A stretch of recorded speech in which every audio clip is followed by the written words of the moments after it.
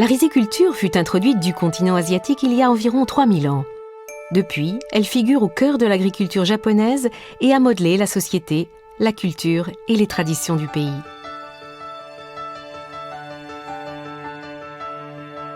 À l'époque Meiji, à la fin du XIXe siècle, le Japon s'est ouvert, modernisé et industrialisé en introduisant des technologies et des systèmes occidentaux.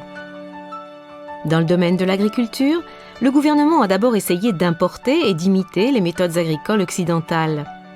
Cependant, beaucoup d'entre elles ne convenaient pas à l'agriculture japonaise, en particulier à la riziculture dotée d'une gestion familiale à petite échelle. D'autre part, à l'époque, il existait dans différentes régions du pays des agriculteurs possédant d'excellentes techniques basées sur l'expérience. Dans le contexte féodal de l'époque, leurs techniques étaient limitées aux villages et aux domaines. Mais à l'époque Meiji, quand l'État s'est centralisé, elles se sont propagées dans tout le pays grâce aux réunions d'échange de techniques agricoles appelées Nodankai, lesquelles ont permis la constitution d'un savoir-faire partagé.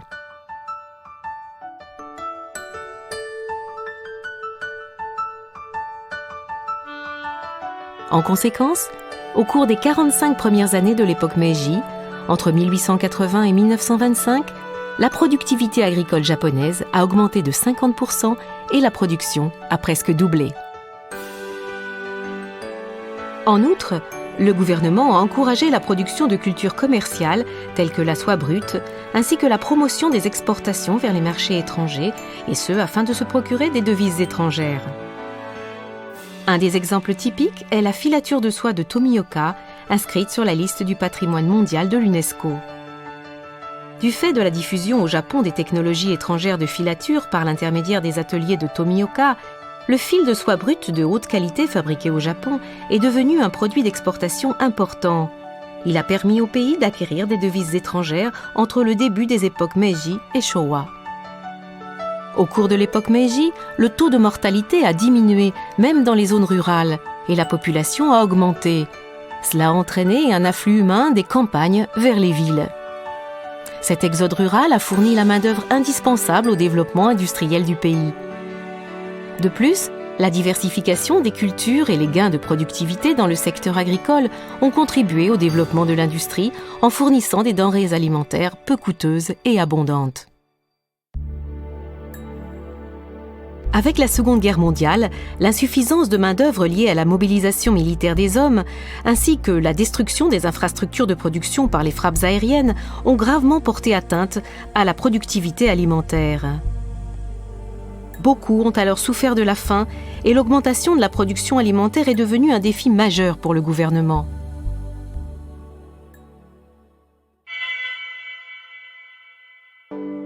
Le gouvernement a alors entamé une réforme agraire. Ainsi, le pourcentage des surfaces agricoles en métayage est passé de 46% avant la réforme à moins de 10% après, marquant l'avènement d'un grand nombre d'agriculteurs propriétaires de leurs terres.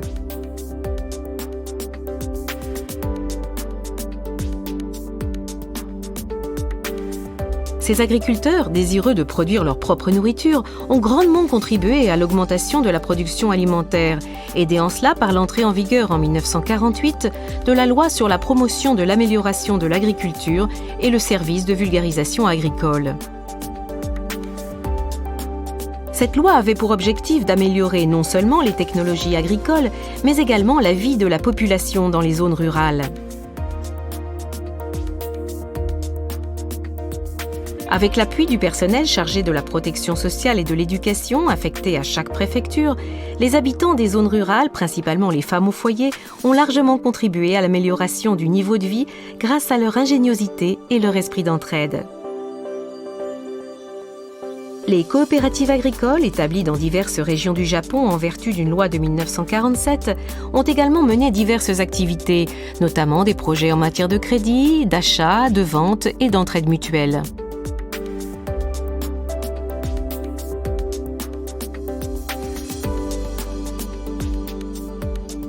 Les coopératives agricoles en fin de chaîne étaient organisées au niveau préfectoral et national et ont joué un rôle majeur dans la mise en œuvre de la politique agricole japonaise d'après-guerre.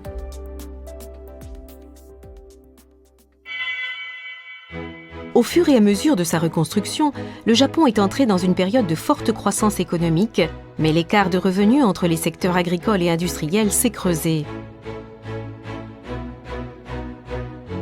Le gouvernement a alors adopté en 1961 une loi d'orientation agricole visant à améliorer la productivité, stabiliser les prix et renforcer les bases de la production agricole.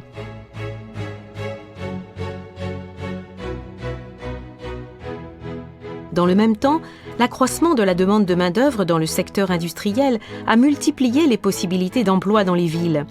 La mécanisation, entre autres, a allégé le travail des agriculteurs, ce qui leur a ouvert la voie à un double revenu.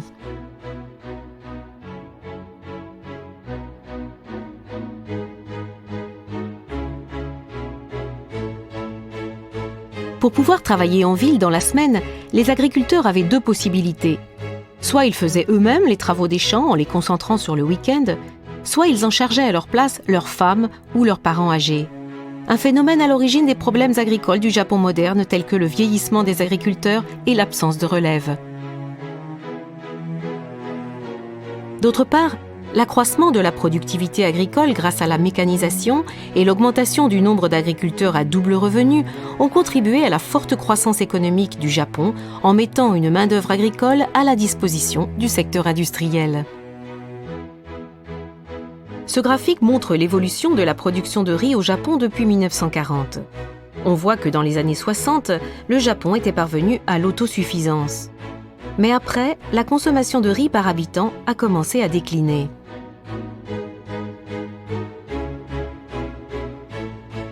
Parallèlement à la hausse des revenus liée à la forte croissance économique, les habitudes alimentaires des Japonais ont changé. Alors que la consommation de riz diminuait progressivement, on a constaté une augmentation de la consommation de fruits et légumes, de viande et de produits laitiers, ainsi que de blé servant à la préparation du pain et des nouilles. Par ailleurs, dans le cadre du système de gestion alimentaire qui prévoit l'achat du riz par le gouvernement à un prix déterminé, le marché n'a pas pu faire son travail de régulation de l'offre et de la demande, ce qui a entraîné un excédent de riz. De plus, les dépenses budgétaires pour maintenir le système de gestion alimentaire ont augmenté. C'est pourquoi le gouvernement a mis en œuvre une politique visant à réduire la production de riz et à encourager celle d'autres cultures comme les fruits et légumes, les produits issus de l'élevage, le blé et le soja.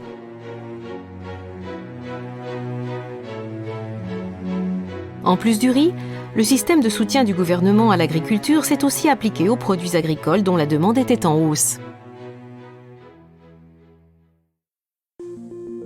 À mesure que l'économie se mondialisait, les négociations pour la libéralisation des produits agricoles au GATT se sont intensifiées. Les négociations du cycle d'Uruguay du GATT, qui ont débuté en 1986, se sont conclues en 1993. En raison de l'appréciation du yen et de la forte concurrence des importations à bas prix, les produits agricoles japonais se sont retrouvés en difficulté et le renforcement de la compétitivité japonaise dans le domaine agricole est devenu un objectif majeur. Au XXIe siècle, à l'ère Reiwa, l'agriculture japonaise a encore de nombreux défis à relever. Premièrement, le renforcement de sa compétitivité à l'international par l'amélioration de sa productivité agricole. Bien que la réforme agraire ait donné naissance à un grand nombre d'agriculteurs propriétaires de leurs terres, en 1965, la surface moyenne cultivée était très faible, seulement 1,1 hectare par exploitation.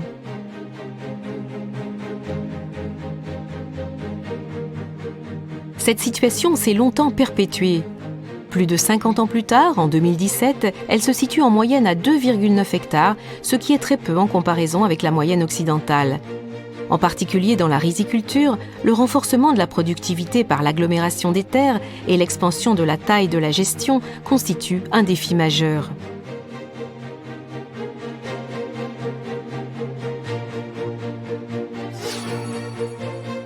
Deuxièmement, la constitution d'une relève pour les agriculteurs.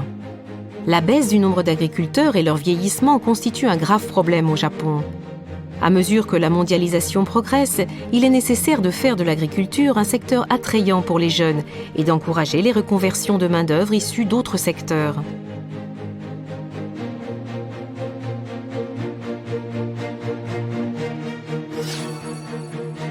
Troisièmement, sécuriser la capacité de production alimentaire. Alors que les préférences alimentaires des consommateurs ont changé, le taux d'autosuffisance alimentaire du Japon, mesuré en calories, a diminué depuis les années 1980 et n'est aujourd'hui que de 39%.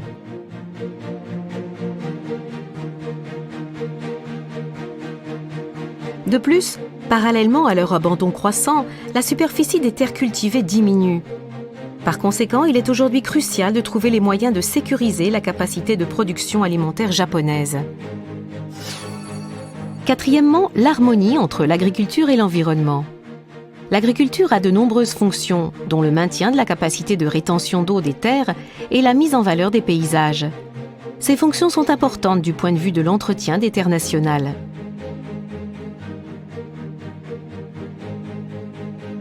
L'harmonisation de l'agriculture avec l'environnement, en particulier la protection de l'agriculture dans les régions montagneuses autres que les plaines, où il est difficile d'améliorer la productivité par une expansion à grande échelle, représente un défi majeur pour l'agriculture japonaise.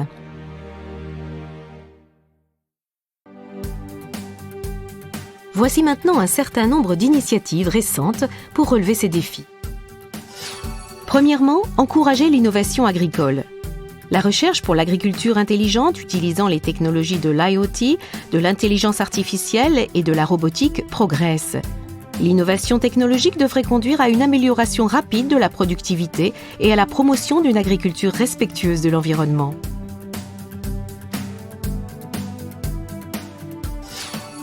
Deuxièmement, assurer la relève des agriculteurs. Jusqu'à présent, l'agriculture était gérée par des exploitants individuels, mais ces dernières années, les sociétés agricoles sont également devenues des acteurs importants du secteur. Outre la consolidation en entreprise de l'agriculture villageoise, pratiquée dans ce cas à l'échelle des villages en tant qu'unité, de nouveaux mouvements tels que la participation active des agricultrices et des personnes handicapées voient progressivement le jour. Avec la diversification des acteurs de l'agriculture, les coopératives agricoles japonaises transforment leur secteur en une organisation adaptée à l'époque. Troisièmement, promouvoir l'exportation des produits agricoles.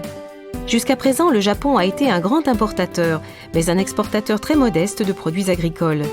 Cependant, l'attrait des produits japonais, qui sont sains et délicieux, s'est accru à l'étranger, et ces dernières années, le Japon a déployé des efforts pour en promouvoir l'exportation. On s'attend également à ce que les techniques de pointe de l'agriculture japonaise, qui permettent cette production agricole, contribuent à résoudre les problèmes agraires des pays en développement.